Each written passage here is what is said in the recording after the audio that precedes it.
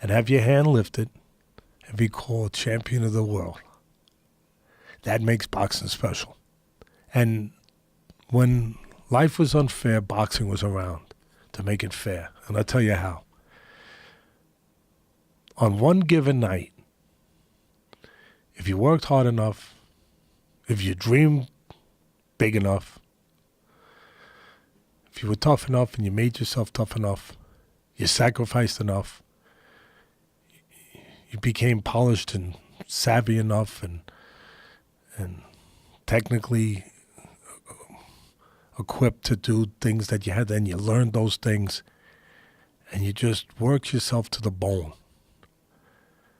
No matter where you came from, no matter what part of the world, no matter who your parents were, no matter what your poverty level may have been, may not have been, no matter what you had, what you didn't have, no matter what people had told you, didn't tell you, all of that, if you made yourself and took advantage of that opportunity and got yourself ready, and you were ready to behave like a champion, you could get in that ring on one given night and make the world fair and have your hand lifted and be called champion of the world.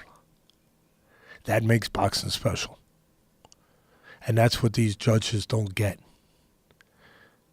That kids are waiting to hear that. And they give everything. You know, you hear too much the crap where I would die for that. There's people that would die for that. There were people in our times, in this world, in this country, and you used the right word, you know, tragically, whatever powerful word you had just used, ruthlessly. Yeah. There were people, because of that word, because of the reality of the actions attached to that word, if you told them, listen, you're gonna have to die, you know, after this, but you'll get to have this. Your hand will be lifted.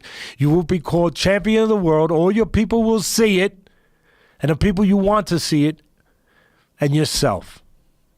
But you'll die afterwards. I would give you that people would sign on. That's how important that was. That's what that stood for.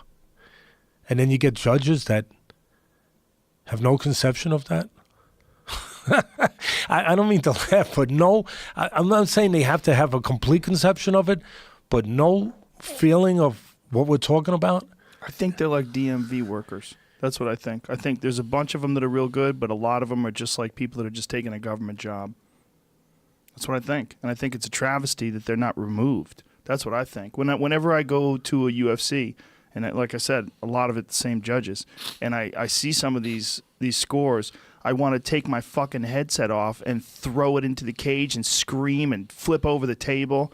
And you just kind of take a deep breath and calm yourself down, because there's nothing you can do. And these athletic commissions have kept these people on for whatever reason, and you're watching a bad decision. You're watching someone who trained for 8-10 weeks for this one particular fight and years to get to that position, and they're getting fucked. And they're getting fucked because someone just sucks at their job, and they don't care. And this person, they're going to be there 2 months from now at another fight.